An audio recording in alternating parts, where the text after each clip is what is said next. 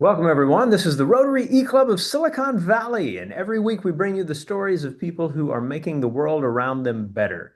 They do this because there is a joy and meaning that comes from serving others, serving our communities, serving those in need, and just really finding that piece of ourselves that is capable of making a difference in the lives of someone else. We think that this happens all over the world in all sorts of interesting ways, and that these stories can be inspiring, not just for making you feel good, but for also making you feel like, hey, this is something that can happen in my community as well. Uh, in that space, you definitely are going to be excited by the program that we've got for you today. Before I introduce it, let me simply say that you can learn more about Rotary at rotary.org. You can learn more about our online and asynchronous service club, the E-Club, or the Rotary E-Club of Silicon Valley at rotary.cool. All right. So make sure you check all this out, along with the good things you are about to learn about the great work being done in New Jersey here in the United States by our speakers, John and Daniela.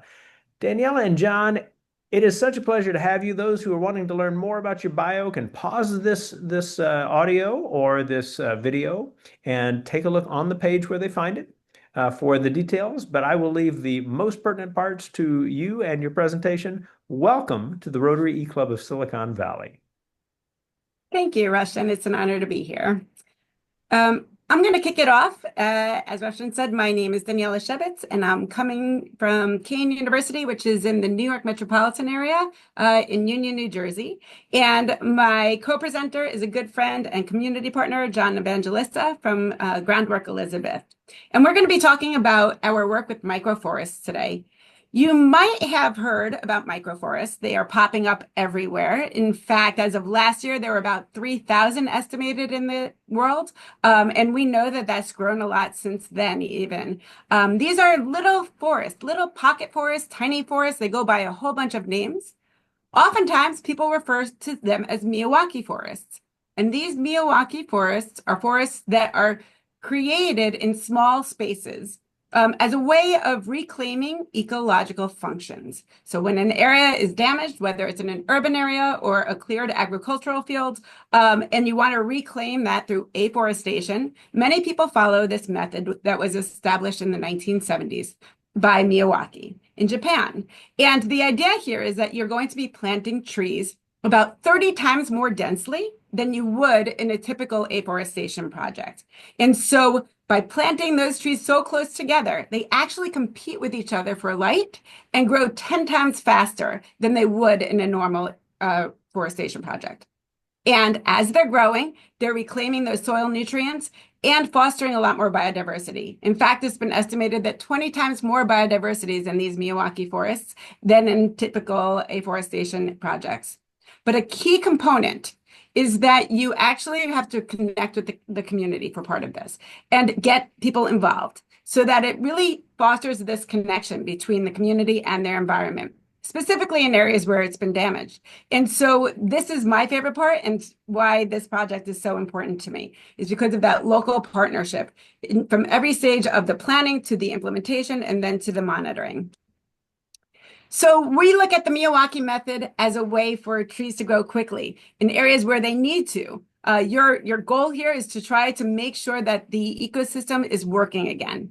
So in areas where it floods, this gets that done really quickly, gets it done really quickly. And those close plantings are going to have very big effects both above ground and below ground. And we'll talk today about some of the work that we're doing to study both of those. Sugi, who has put in over 50 of these, has found that about 87% of the trees that are put in using this method survive, at least in the first few years, because truthfully, most of these forests are young. We don't have long-term projects that are in the US yet. So we're waiting to grow and see as they develop themselves. I'm going to pass it on to John for a little bit here. So hey everybody, thank you so much, Rushton. It's an absolute pleasure to be here. The work that we're able to do with Kean and the fact that I get to work with Daniela on these forests is just a gift, and we love to bring this to all of you. So let me jump in a little bit and talk about our forests and what they do and how we approach this a little bit. So the forests. are being installed all around. And what we did was when we looked at our city, as you can see the picture there, we are extremely dense and we have a lot of problems. Heat islands is a huge problem. Soil erosion, flooding is one of our biggest problems, as you can see below. And wherever there's areas of land, we're looking to try to drop one of these little forests on. They're easy, they're relatively cheap to an extent, and they are fast to recover the ecosystem. Uh, we can switch that to the next screen. So how we identified our areas, and this is a very interesting topic. We looked at the redlining maps for Union County. If you don't know about redlining, we can delve into that in another episode. Very interesting topic, but in short, they they blocked out the areas in across cities after World War II, and the worst areas of the city, which had the most flooding and the most heat problem, had red lines put around them. These areas were marked in the future; they were taken back, but these are the areas that we focused on to do our microforests. We can switch. So I'm from an organization called Groundwork Elizabeth. We have the wonderful opportunity to work with our community. If you see in the picture on the right here, that was all of us at our farm. We do a lot of work with the community, and everything we do is community based. So we do bring the community in to ask about these things. We are our own independent 501(c)(3). We're an environmentally focused organization. Um, and we work very closely with the community and with our city government. Um, Community involvement is a lot of what we do. So as we reached out to the community and we approached them as to these forests, the first one we were able to put on our farm. It's behind the Elmora Library in a city called Union, New Jersey, and that's kind of where we are, as you can see from the map out there. Um, on the top of Union is Newark Airport. On the bottom is 7 oil refineries, and to the right is the third largest shipping port in the world. So as you can tell, we are covered by a lot of environmental stressors. What we did was we went and we put one up as a demonstration project, and then we brought it to the city and the community, and we were able to work 2 other forests into the housing authorities. And we did this through community meetings and addressing the community as to where they thought this would be a great place to have them. So we did one at our housing authority location, and we did one at the senior center in Elizabeth as well. And the beauty of this, and a little bit about how we get involved in this is, like I was telling you before about the square, where on the right's the shipping port, on top's the airport, refineries at the bottom, our soils are sometimes compromised, to say the least. So what we do is we go in and we remove a good part of the soil as we build these forests, and we replace them with a proprietary mix, which is basically a third topsoil, a third peat moss, and a third sand to create a well-draining soil. This mimics the forest floor, and we plant the trees in this forest, in this soil. As we do that, it gives them a little bit of a bump. You're not in compacted soil. You have soil that mimics the forest. And then what we do is we have an area in New Jersey called the Pine Barrens, which is an area of untouched pine lands. And we're able to go out there with the New Jersey Conservation Foundation, and we remove some of the leaf litter from the floor, and we use that as our initial base layer. And it really helps to remediate and get the forest a nice little jump as to where we go. As you'll see in the next slide, we have a bunch of our tree species that we use. Oh, and there we are. I'm sorry. We have a lot of the tree species that we use here. And Daniela can talk a little bit about this, and I'm going to throw it back to her to touch a little bit more on the science of it. But this is our plant list. And we put them in at varying sizes. And Daniela's going to jump in here and talk to you a little bit about what happens all around. Great, thanks, John. So a big component of the Miyawaki method is that you have to rely on native species. And that's very important ecologically. And it also reminds people about the great biodiversity that we each have in our own communities naturally. That said, sometimes the community wants some species that are not actually native. So, for example, the Kentucky coffee tree made an appearance in the Elmora Library one because community members wanted it there. But having this diversity also creates a great outdoor classroom for my students. So I go out with my students who are in conservation biology and measure these trees every season to watch them grow. In addition, we try to calculate their ecological benefits and environmental benefits through a program called iTree. And we could map each tree's benefits for carbon sequestration, for stormwater mitigation, for air pollution removal. And it's a really great way to understand not just the power of the patch of forest, but also every single plant that's planted there. And it grows very quickly, as we mentioned. So what started in 2021 looks very different in 2024, as you can see in these pictures. Again, it's that fast growth that occurs. But even before the trees start taking off, we've noticed changes below ground. And so here are some of our preliminary soil analyses.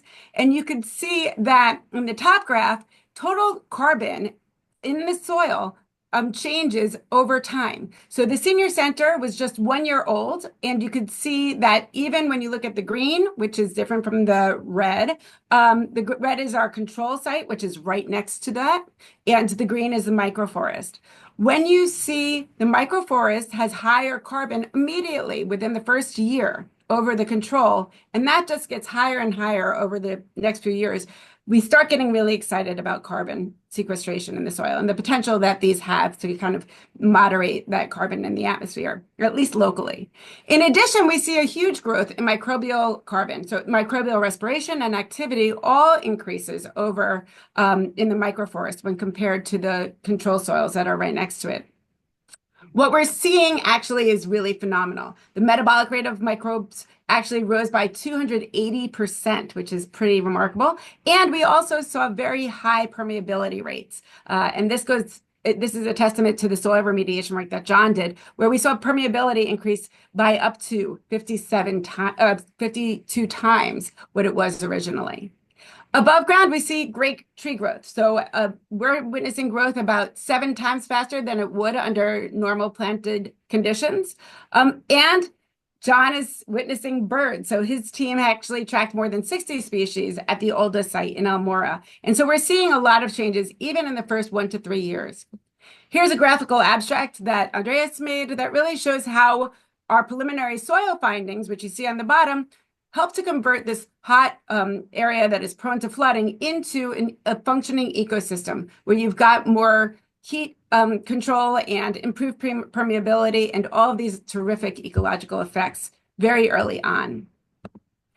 And we are very honored that the New York Times picked up on this tiny project to really highlight as sort of their 50 climate fixes in 50 states for New Jersey. And so for this one, we represented our state. But what it did by focusing on this microforest is that we got to be part of this larger network. So since this was published, we've been contacted by people from throughout the world who are looking for these microforests as a way to help to sequester carbon or as a way to conserve biodiversity in their urban areas. A big reason is to try to reduce flooding. But ultimately, all of these people are really looking for a means to connect the community with their environment. And that's what's so exciting for us, is that by bringing nature back to especially urban centers, there's a huge potential, both socially and environmentally, in addition to economically. So what our next steps are is that we're going to continue to keep planting and continue to connect with people, including you, I hope. And we're creating a methods paper in collaboration with the New York State Department of Environmental Conservation to try to help people who are looking to create and also monitor these Miyawaki method-based forests in your own communities. We're also building a database of microforests that we hope will incorporate all of those microforests that are out there working independently. The goal is to have a resource for people to see where they are, but also to try to quantify what is the environmental benefit that these are having over the larger scale. Each one acts individually, of course, but we want to see how that could have a profound influence over our entire country. And in addition, we're working to document the role that these microforests are having for the community, both locally and globally, as a way to help bring people back to nature. And so we are very grateful to you. We're very grateful to the Rotary Club, but also to the New Jersey Conservation Foundation for helping with this project, for Groundwork Elizabeth and Groundwork USA, and to Andreas Espino-Pera, who's a former graduate student and now a colleague of ours. So thank you very much. Wonderful. Thank you, guys. Let's do a quick introduction of the group we got and then dive into questions. So, my name is Rushton Hurley. I'm in the San Francisco Bay Area. Also from our club is Ernie Rodriguez, who is in Southern California on Catalina Island. From Eastern Italy, our treasurer, Cecilia Babkirk. We have two guests, longtime friend of the club, Victoria Grishmuller in Budapest in Hungary, and Claire. Good to see you up in the northwest part of the United States. So let's dive into some questions, and let's start with this. The idea of plants growing 10 times faster. Okay, on the one hand, you've seen in your yard that there's this one plant that's getting a lot more sun and it's going great guns, and one over here is just looking a little pathetic. But 10 times is 10 times, right? Does this have to do mainly with how you're replacing the soil, the forest floor? Is that kind of the main ingredient with that? I'll start and then John could follow up if there's more. But there are two really important things. One is yes, right? You're taking an area with compact soil with very little drainage and you're changing that. And I think that's a very important step in the Miyawaki method, specifically in urban areas. But the second part is the trees are so densely planted together so that they are competing for those finite resources, whether it's sunlight or soil nutrients. And so that competition, instead of leading to mortality, is actually leading to that increased growth that we're seeing. And so it's accelerating succession, that ecological change, just because of those two elements alone. I couldn't agree more with Daniela said. That's really what it is. The plants, the closer you plant them, they fight for what they need. They're fighting for light, they're stretching for the sunlight, and it just causes an increased growth rate. And it's amazing. I just want to also add that what's also happening is that they're working together. So it's not just a competition, but it's also the fact that their leaf litter is enriching the soil. And even what we're hoping to see is that their microbial networks underground, whether they're mycorrhizal fungi or even the bacteria, are kind of working in concert to help that increased growth as well. Cool question from Claire in the chat about the idea of, like, if they're growing that much faster, does that have any effect on their lifespans? Great question, Claire. Great. And we're curious to see that as well, right? So as we stated, this is relatively new in the United States, and it's very different. These systems are working very differently than how they were originally perceived in, let's say, Japan and throughout Asia. And so we don't have long-term examples here in the US to really base whether or not it's going to affect their survival. One could assume that it will, right? The idea here is that you are triggering competition, and over time, some trees will die, and that's natural succession as well. But we'll be studying that, and hopefully we'll have an answer for you in about 10 to 20 years. I love it. The question about what happens in a community. You talk about the ability of these microforests to soak up water. I remember reading another article from the New York Times 50/50 list. That is how I found you guys, by the way. And I think this one was about Georgia. And they were talking about a park that is really serving as an urban sponge. And are you seeing the same thing at some measurable level, even with these quite small forests? Absolutely. We really are the way, and some of them were strategically put in areas to absorb a little more water than they should. To see in some of the areas of the housing authority complexes, there were some areas that held a little water after a large rainfall, and two of them we have forests in those areas that eliminated the problem right away. So they do take it in, they do absorb, and it seems to be, from what we're seeing in over the last 5 years, these forests are doing exactly what they say they are, and then some. Every time Daniela puts these numbers on the screen, you get the chills a little bit because in the beginning we really didn't know. It was a concept and it seemed to work, and it's really doing what it says it's going to do, and in some cases better than we expected. And it's amazing all around. Well, it sounds like that there's a lot of partnership that makes this work. Victoria asks about the costs of the trees and the upkeep. And can you speak a little bit more detail in a little more detail about that? Are there partners who are kicking in for the cost of the trees and the plants? Are they taking part in how they help with maintenance of these spaces to the degree that is needed? So yeah, I could jump in on this one. It's very interesting for us because we are a youth-driven organization, and we have the ability to work with Daniela, who is a college professor and has wonderful students that work with her. So we're able to bring the youth in to look at these forests and monitor them and do what needs to be done. And a lot of that brings the cost down a little bit. But as far as the costs go, the biggest cost is the initial layout to fund the forests. Um, After that, though, there's a large year's worth of, they say between 3 to 5 years before the forests become self-sustainable on their own. So you do need to monitor them. An outlier in one of our other forests, we got hit with some Japanese knotweed and some invasive plants that had come into there, which we believed were brought in by additional soils that were brought onto the site, and they had landed in the microforest. So we did have to address them and monitor that, and those weeds need to be pulled. We don't use pesticides or anything that causes any environmental hazards. So it's a hands-on approach as to what we're doing. So we have a green team and a couple of youth teams that we've trained to work on these microforests, and that they do monitor them and oversee them. They'll go out in the beginning of the year, a check in the middle of summer, a check at the end of the year. They'll remove invasives. So there is funding. We try to build the funding into the entire program to take on the maintenance. Sometimes it doesn't, and we just find a way to do it anyway. And a lot of that has to do with the community. We do rely on them. Hey, let's get a group to go down and do this, or we're going to go work on this forest this weekend, this microforest. Let's make a community meeting about it and have a group come down there, and that's kind of how we go about it.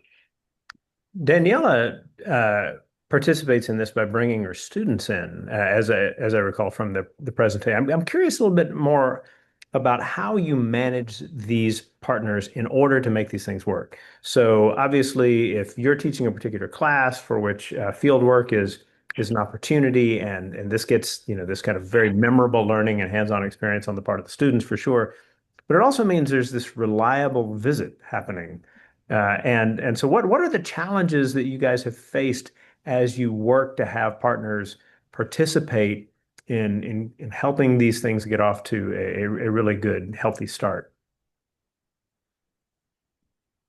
So I'll start, but this is, I think, mostly a question for John. But in my work, our relationship with Groundwork goes back from when I started here, actually, or soon after, so around 15 years ago. And we've been working on a lot of the restoration projects. And so we have a very community engaged learning approach to teaching our courses in the environmental science department. I know, for example, that nobody else is monitoring the growth of these trees except for our students. And so at least it's a centralized database that we have of this data. And I think that that's an important element. So we see what their needs are, and they also see how we could work together on those. And so I think what makes this type of project so important are those partnerships. But oftentimes when we go to visit these forests to sample, there are teams of other people who are working to, whether it's remove invasive species or to monitor for birds. And so I think that's really it's exciting to see how many people could kind of connect with these microforests. John, did you have any other concerns about working with multiple community Yeah, partners? I agree. The partnerships are fantastic. We do have, again, we're youth driven. So in the summertime, we have 4 youth programs that are available from May to September, ages 18 to 24. Sometimes we have a 16 to 18 division too, if we want to work with some of the younger ones. And it's just amazing to see a lot of most of Daniela's students fit into those age categories. So we're able to utilize them, work them together. Again, it's a community event and it's community driven. So we always welcome the youth and the seniors and everybody in between into these projects. And again, it's a pleasure with partnerships like Kean University, where Daniela and I have been working together for so long. It's almost organic. Her students come in. We kind of have an idea of what they're going to do the next year because of what we did the first year, and it's a fantastic situation that we find ourselves in right now. Great partnerships certainly make for great service. That's for sure. There's also a great discussion happening in the chat related to efforts happening in Europe, and Ernie makes a point about a study in Spain, which talked about the 330-300 rule, right? So if for those people who can see at least 3 trees from their windows, have 30% greenery in their neighborhood and live 300 meters from and within 300 meters from a park, like there are all of these mental health benefits that come Yes. from that. Is that also within the range of your research, or at least studies you've come across? So absolutely. And in fact, that's one of the elements that we're working very closely on, especially over the next year. So I'm very excited to hear this. You refer to this, Ernie. I'm very excited by the concept of a keystone place. In ecology, we have keystone species that really keep the ecosystem intact. My hope is that we're going to be able to gather social data that really shows that these microforests could act as keystone places. In other words, they become this cornerstone for the community, right? So that they connect to them, that they understand the importance of these little ecosystems on abating noise, on absorbing air pollution, and on connecting them to nature. And so there's not just the mental health, but also the physical health of the communities that's really going to be linked to these microforests. And the more we have, obviously, the more lives we could touch. And so that's something that John and I and others are going to be collaborating with on a project over the next few months, is having a series of workshops and assessing the community members' response to the microforests and understanding of the needs for these microforests. And so definitely, I think that's a very important element that we are really excited to try to quantify and bring to the community, the scientific community. Good deal. This apparently there's quite a few experiences that within our group. Clara talks about some things that happened over time with the Isle of Skye in Scotland, and that opportunity to see a recovery of some kind of the value there. This is exciting stuff. Let's get one more idea in before we wind down the recording. Although for all of you watching, one of the big benefits of being part of this club and being part of this is that we get to talk to these interesting people even after we stop the recording, their time allowing. And you mentioned a methods paper, and my immediate thought there was like, is this going to be a blueprint that clubs and communities anywhere in the world can use to do these same things? And if so, what's your time frame for getting those pieces together? So this is what we're working on now as well. So we've got 2 or 3 different concurrent projects happening, and this is with the New York State Department of Environmental Conservation, and they have some phenomenal techniques for monitoring above ground. We're working on our techniques for monitoring below ground, and John's working on his for installing. We're also really curious about trying different types of soil supplements. So we know that peat is not really sustainable over the long run, and we don't want to necessarily always continue to encourage the use of peat. So we're going to try different supplements to see if we could get similar growth. But the idea is that, yes, we want to make sure that this methods paper is published soon, because we know that there's a lot of energy out there about getting these microforests put in. Another big part is going to be that database. And so that when people are interested in finding out where the microforests are, they could go to the database and also hear about. There will be resources there for how to monitor those microforests and how to put in more. And so we're hoping that this is more collaborative than just, us telling people what to do. Of course, everybody has a different approach. And of course, we have a lot to learn from people who have different experiences in different areas. So please reach out if you have any experiences that you'd like to share. Excellent. I'm imagining, these kinds of partnerships that might spring up because you connect with the geocaching people, and wherever you do a microforest, there's like a geocache, and suddenly you've got That'd be people who great. are traveling in to be like, oh yeah, yeah, how do we get these in our neighborhood, right? That kind of thing. Very exciting stuff. What I will do is I will wind things down and then hand it back to you for the final word. But we always like to take a moment at the end of these recordings to thank those of you who are watching this video on YouTube or on our club page, or listening to this on one of our three podcast series, Inspiring People, Inspiring Solutions, Inspiring Women, right? And we love the opportunity that we have to share these stories that we have the privilege to encounter with the rest of the world. So by all means, please share as well. Let people know about what you see and what you hear here, and that we hope that this is a vehicle for you for making something really cool and interesting and perhaps quite microforesty in your community as well. As we always like to do, we hand it back to our speaker for the final word. Daniela, John?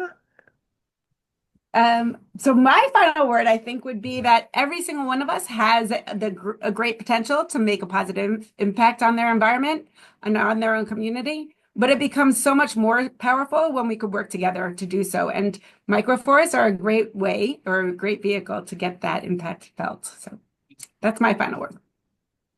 That is great. And mine is too, as our tagline in Groundwork Elizabeth is changing places and changing lives. We welcome any questions or comments on these forests. We'd like to see them going up anywhere, and we would be more than happy to jump in and participate and help anyone who has to do this. It's an absolute pleasure. Excellent, John. Excellent, Daniela. And all of you, you can find more information about their work on the links on the same page where you found the recording. We hope you'll follow them, and we hope you will join us again next week.